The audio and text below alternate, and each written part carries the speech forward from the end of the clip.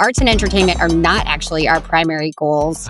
Our primary goal is social impact, and theater is one of the primary tools we use for social impact, but it's not the only one. Hello, and welcome to Art Restart, where we learn from artists who, wherever they work, whatever they make, are shaking up the status quo in their fields and in their communities. I'm Pierre Carlos Valenti, the producer and editor of this podcast, a production of the Thomas S. Keenan Institute for the Arts at the University of North Carolina School of the Arts. In this episode, we'll be speaking with Ariel Fristoe, the artistic director of Atlanta's Out of Hand Theater. Since Ariel and her two co-founders created Out of Hand more than 2 decades ago, the company has become a cornerstone of Atlanta's cultural and artistic community. From the start, Out of Hand eschewed housing itself in a permanent space and instead brought its art to neighborhoods throughout the city. Its productions were hugely successful, high-energy, interactive romps that attracted those unicorns of the American theatrical landscape, namely under 30 theatergoers. But then, surprisingly, Out of Hand pivoted its mission. Ariel eventually became its sole artistic director. No drama there, her dear friend left for the UK, and her other co-founder became her husband and a full-time theater professor. In any case, Ariel decided that she no longer wanted the theater she produced to be an end in itself. Rather, she determined that the art the company made should be a tool to advance social justice and racial equity in her home city. In short, she found a novel way to embed her art in the city's civic fabric, effecting, as you'll hear, some pretty amazing change. We pick up the conversation with Ariel describing that pivot I mentioned that Out of Hand made, from making theater for theater's sake to doing it for the city's sake. The pivot. Then what happened? So we did that. We did collaborations with scientists for a while after that were about communicating scientific research to non-science audiences, like to general audiences, some of which was funded by like the NSF and NASA. And then what happened is my husband, Adam, and I got married, and we built a house on an empty lot in the Martin Luther King Historic District, which is right in the middle of, geographically, of Atlanta. And my husband is white, so am I. And we were the white people who we thought some about, okay, what does it mean to be moving into, in this case, not just any historically Black neighborhood, but an incredibly important historically Black neighborhood. And one of the first things we thought was, well, okay, let's send our, then we had a baby, and let's send our daughter and our foster kids, we were foster parents for many years, to our neighborhood elementary school, which a couple blocks away, like many Atlanta public schools, is a school where over 99% of the kids are Black and over 99% of them are living in poverty, because our little part of the neighborhood also abuts one of the largest subsidized housing developments in the Southeast, anywhere in the Southeast. So it was really that. It was getting inside that school and as progressive white people in America, I'd been raised by a single mom on food stamps and, living in subsidized housing myself, but still that white poverty did not look anything like what this looked like. And I think that probably most white people have not spent significant time in schools like that. And it was oh my goodness, I had no idea how alive and well segregation was and how entrenched and enormous systemic racism is in this country. So we thought, okay, well, we can continue to make theater at Out of Hand about any community issue, but we're right here in the King District. The most important thing to do with the rest of our careers is to help eradicate racism, violence, and poverty, the 3 evils identified by Dr. King as the barriers to building the beloved community. And so that is what we have done ever since for the past 15 years. So how did you go about getting your ducks in a row for that particular pivot? Because that's a tall order right there. Yeah. Yeah. So we started with doing some listening sessions and some programs with and for our neighbors. I remember there was an early one. Right, because the danger, of course, is that, perhaps your community doesn't want this at all. Oh, absolutely. Yeah. Right. So just listening sessions about like, let's, community meals with some fun arts-based activities and some arts-based data gathering methods to find out what our neighbors care about, what are they worried about, what are their hopes and dreams, what are they interested in, how do they feel about us? And that led to a number of other programs. And then at the school that we were involved in, Hope Hill, I went to the principal of that school, my local city council member, and his office, and a few other kind of key local community leaders, and said, "Hey, I'm an arts leader. Like, I don't have a lot to offer you. I wish I had some other things to offer you, but would you have any interest in an after school theater program? Would that be, I don't want to give you, I don't want to give you something that is not useful to you or that you don't want, but is there anything I could make for you that you would like or you'd be interested in? And like, can I help you write some grants?" And they said, yeah, actually, there's this research that shows that arts education, particularly for kids who don't have all these advantages of, being in wealthy families and wealthy schools, that it increases attendance rates, test scores, grades, graduation rates, things like literacy. And what we really need is to help these kids disrupt cycles of poverty by getting and keeping good paying jobs. So can you build a theater program that will help kids with the soft skills that you need for that aren't taught in high school? Collaboration, communication skills, creative problem solving, and confidence. And I was like, oh my gosh, those are exactly the four things you need to make theater. Communication skills, collaborate. So I was like, yeah, done and done. So we started our kids program there, and we now provide over 550 free theater classes to over 450 kids at schools just like that. I think it's 8 or 9 schools that we're serving this year. It's just one of our programs. Wow, that's incredible. So you mentioned something, you described yourself as an arts leader, which of course you are. I'm curious about, as you develop your artistry, did you consciously also develop your leadership skills or did that come naturally? Oh, no, I absolutely did. I mean, for one thing, we had a really small staff for a long time. And so I didn't even know that I didn't know how to be a manager because I wasn't really one. I didn't have anybody I had to manage in particular, when you have a staff of 3 or 4. And then honestly, what happened is, so my husband, Adam, and I ran this company together for about 15 years. My best friend, who I also started it with, left long before that. She went to graduate school in England and went on to other things. But then after 15 years, my husband said, "Hey, I'm going to take a job as a full-time professor of theater." We're still married, and it turned out great. But that was the moment where I went like, oh no, what am I going to, like, I'm alone. What is, I've always had a partner. And I thought, okay, well, I talk a really good game about all the impact that I want to make, that I want to have in these community issues, but we're tiny. We have a staff of 3.5 and a budget of $300,000 a year. And we've been at this for 15 years. If we're ever going to have this kind of impact, we've got to grow. And so I purposely, intentionally set about to do all of the leadership programs that I could find and to make friends with, be a known quantity among the decision makers and community leaders in Atlanta, and to prove that the arts are valuable collaborators when you're trying to address community issues, that, we should be sought out and we should have seats at the table by proving that, by saying, okay, I'm going to collaborate with, every single program we do is community collaboration with at least one partner organization, sometimes many, and they are designed to serve their goals. Our goals are sort of served secondarily by serving our partners' goals through the arts. So arts and entertainment are not actually our primary goals. Our primary goal is social impact, and theater is one of the primary tools we use for social impact, but it's not the only one.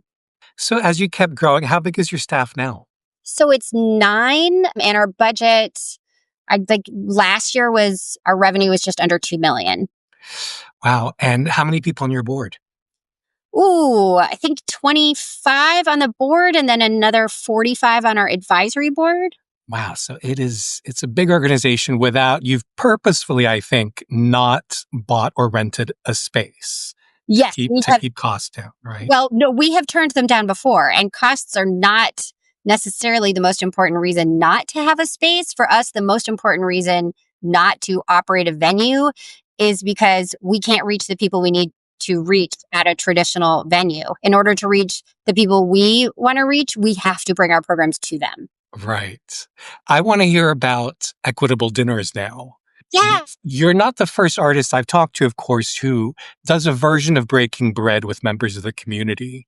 I'm wondering first of all, why you think theater artists are the perfect people to host such dinners. And They also, do not host yeah. them.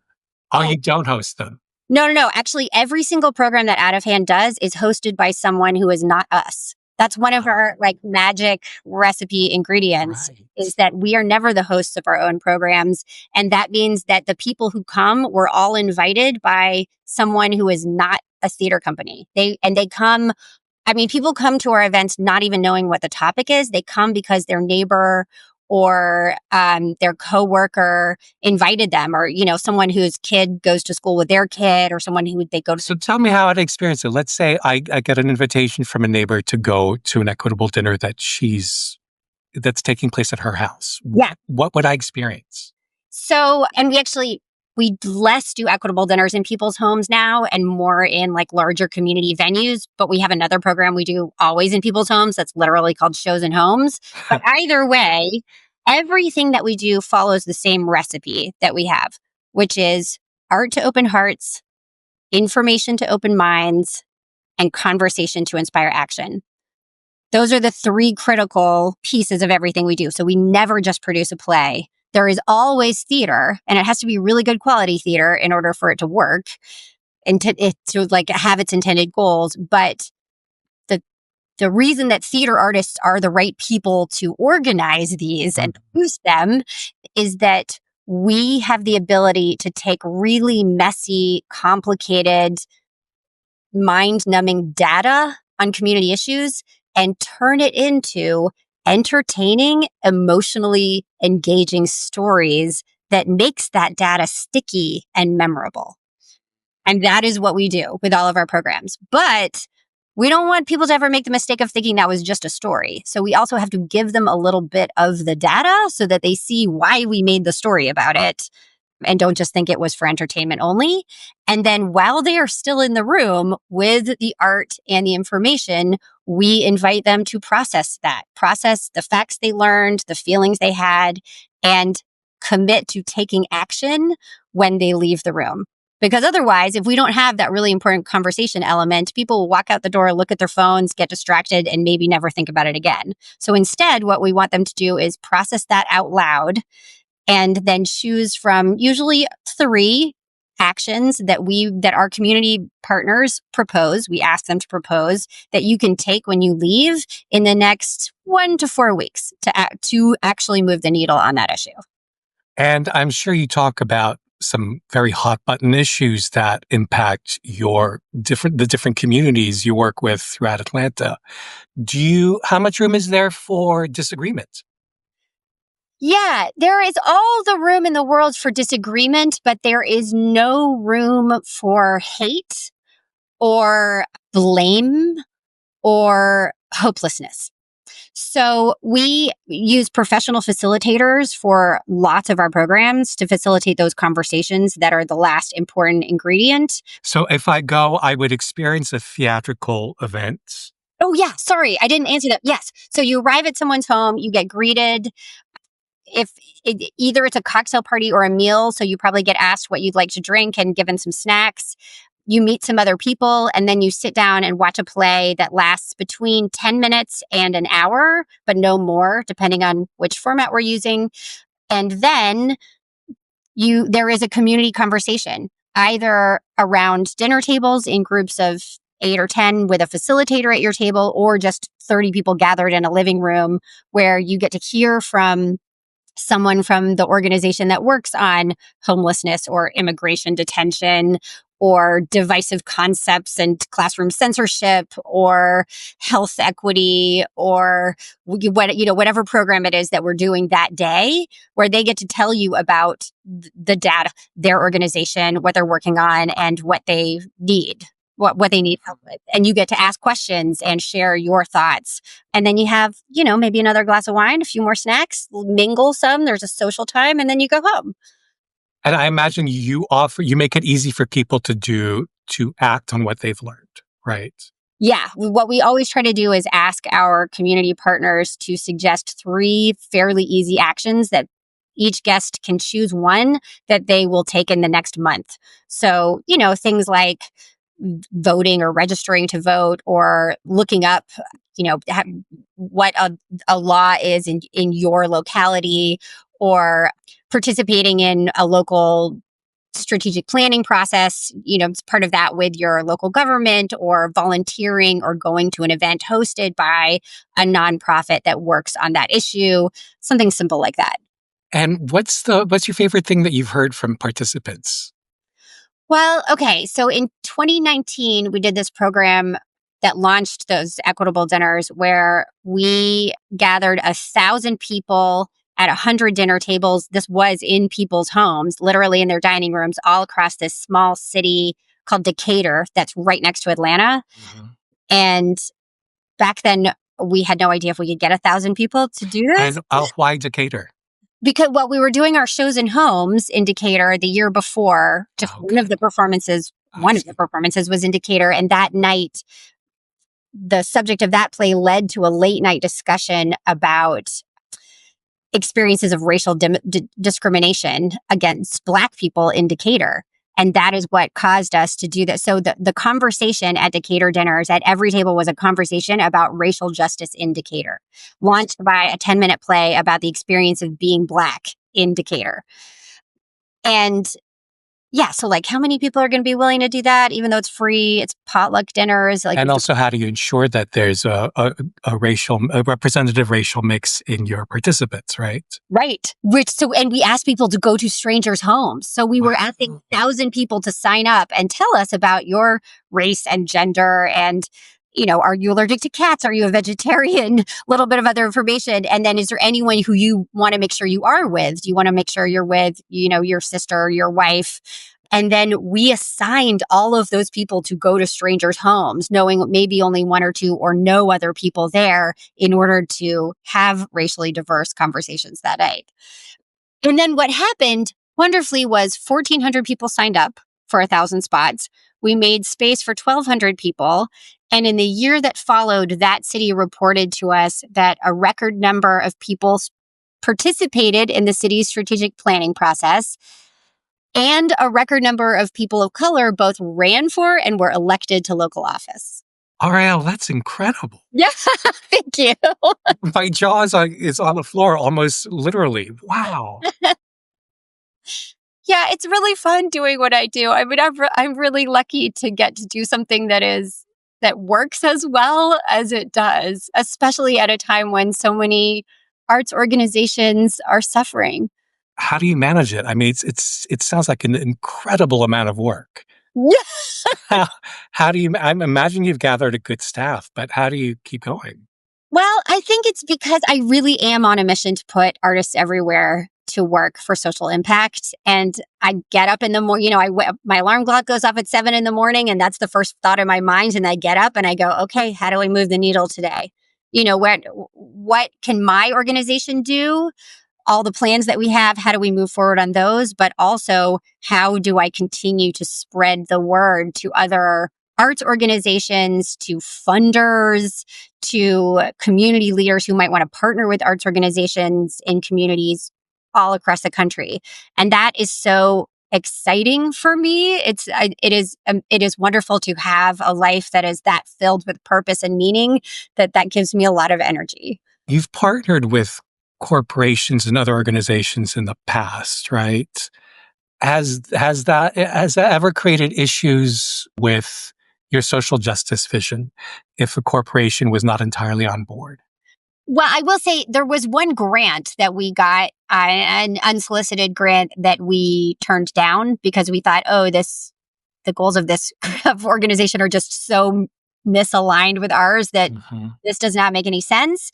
So there is a line, and we did see it. But in terms of working with corporations, so I'm the artistic director of Out of Hand, and I am in effect a co-executive director. My co-executive director, Adria, her title is activism director, but she is the DEI professional. She is the professional dialogue facilitator, and she's also our business leader, like our in effect our managing director. And so I and several other people asked her many times back, especially right after Summer of Racial Reckoning, George Floyd, all of that, when suddenly Coca-Cola and Mercedes Benz and UPS and all these big corporations headquartered in Atlanta wanted to hire us. Like, Adria, how do you feel about this? Do we? And she said, absolutely yes. What they're asking us to do is to do a program for 100 or however many of their managers, their leaders, to help them know more, care more, and do more about this issue. Do we want that? Yes, we absolutely want that. Mhm. And now we are 5 years later, and it's a very different climate. How are you both dealing with this new era we're in? Yeah. So the spring was rough. We got doged like so many other people. We had a $1 million contract with the Georgia Department of Public Health for a statewide vaccine confidence program that we'd been doing for 4 years with them. And actually, two separate programs, one in English, one in Spanish, one built with and for rural Black communities, one for Hispanic and Latino communities. And Which we I'm went. sure you'd been planning for years. Oh, I mean, we'd been doing it for years. This Oh, was I the see. fourth year that we'd been doing. Yeah, I mean, like new artistic assets program tweaks every year. The CDC was one of our main partners, as well as the Department of Public Health. So taking all of the vaccine, they were the subject matter experts and helping us craft with the messaging every year. And we got a letter that said, your contract has been canceled as of yesterday, basically back Mhm. in the spring. And then for a little while, as particularly, it seems like corporations were just frozen and nobody knew what the future held. So nobody could make a decision. And we thought, oh my gosh, are people still going to be willing to hire us and partner with us? And the good news is yes. So it's different. We're doing a lot more work with local government entities hiring us, and universities still hiring us and partnering with us. And of course, issue based nonprofits and social justice nonprofits, not as much corporate work. So the mix is different, but we are really excited to see how many of those other organizations are still excited about partnering with us. And in 2026, one of our programs, actually the Equitable Dinners format for 2026, is a program called We Hold These Truths. So, of course, as in we hold these truths to be self evident. So, 2026 is the 250th anniversary of the Declaration of Independence. There will be a lot of celebrations of this around the country. And we are part of a national coalition of over 500 organizations across the country looking to bridge divides in American life and to commemorate this event in a way that is really inclusive of all American stories. And for us here, it was really important that this not just be like an urban core of Atlanta in town conversation about what is your truth, what's your experience of American democracy, past and present, and what are your hopes and dreams for the future. We think the most important audience to reach is the vast suburban audience outside of the literal city of Atlanta. It has been so exciting for me how many suburban mayors, county commissioners, and city council members have said yes and signed on to being partners on this program and to host. Really? Because my understanding is that Georgia's maybe a little bit like my home state of North Carolina, and it's nominally purple, but you have blue dots, blue urban dots, and very red suburban to rural sections. Exactly. Yes. Okay. Yeah. So I'm hearing, though, that some perhaps red civic leaders are saying, we want to work with you. Yeah. So I yeah, it's see. been interesting. And and it's in the suburbs of Atlanta, there are a number of mayors and county commissioners and city council members who do lean more progressive than conservative, bleeds out from the center of Atlanta. Mm-hmm. But some of them are literally Republicans who are signing up and saying, yes, of course, we want to have this conversation in our community about, like, let's get together and talk about American democracy and what truths are you holding on to, and let's bridge divides and build a better future together. That's fantastic. So that has already started, or that's coming up? We actually have 4 playwrights for this. We've got 4 different American experiences that you can launch your event with. And we just hired them and did the kickoff meetings for them to go start doing research and listening sessions and then writing. So these 4 playwrights are going to go to different suburban areas of Atlanta and do listening sessions and then write their plays. Yes, although they are representing 4 different aspects of the American experience rather than 4 different geographical areas of Atlanta. So the 4 are someone whose ancestors immigrated to the Atlanta area, or really to the what was rural and is now suburbs outside of Atlanta from Europe many generations ago. That's the first perspective. Mm-hmm. And what has happened to the American dream. The second perspective is someone who's descended from enslaved people in the South. Mm-hmm. The third one is a Native American perspective on American democracy, past, present, and future. And the fourth one is a perspective of a very recent immigrant from Latin America. Wow, how interesting. Yeah. It's going to be a lot of it. We're trying to do it sort of like the movie Clue from the 80s, where we encourage people to collect them all. Or if you can, at least go to a different one than your friend and then trade stories afterwards. That's amazing. Let's say somebody is hearing this and says, oh, I want to do what Out of Hand is doing in my community. What are the first steps? First of all, yes, please do that. So if for anyone who wants to do equitable dinners, including We Hold These Truths, we license equitable dinners and this specific program, with or without our plays, to arts organizations and community groups anywhere in the country who want to do them. So equitable dinners happened last year in Minneapolis, organized by Mixed Blood Theater. And it's happening again this season in Minneapolis, and now also in Pittsburgh for sure. And then there are some other communities who are deciding right now whether or not they can do it. So come just email me or call me and we'll talk, and I will help you make it happen. And then I want to ask, because I'm sure you have ideas. We love theater, and we love the kind of theater that takes place in those theater houses that we frequented in the past, but as you know, they're struggling. Do you have a prescription for them to bring people back? Yeah, I think that, so many theaters are leaning into the idea of like, well, labor costs and material costs are rising at the same time that audiences and public support are declining. It's a perfect storm. It's terrible. What we need to do is program the most popular, fun shows. Let's make the musicals that we can, that have traditionally been our biggest sellers. Commit to entertainment with a capital E. Exactly. Mm-hmm. And if that worked, that would be awesome, but it is not working. That is not enough. I mean, costs are still rising and audiences are still declining in most places. So I believe there could be multiple answers, but the one answer that I know that really works is use your skills as an artist to work with and for your community. Make work that is hyper local, that will bring people in, even if they don't care about art, bring them in because they care about your community partner organization or about the issue. And take advantage of the fact that you are producing live art to make your programs social events where people get connected, feel connected, where they feel a sense of social cohesion, because there's an epidemic of loneliness in this country and a mental health epidemic. And here we are opening our doors and letting people often walk in and sit in the dark and walk out without having ever talked to anyone except maybe the person who took their ticket. Like we're losing out on a golden opportunity of having people gathered together. If you'd like to learn more about Ariel and read a longer version of this interview, just head to uncsa.edu/artrestart. Don't forget to press the follow or subscribe button wherever you listen to your podcasts. And as always, please share this episode with anyone you think would enjoy it.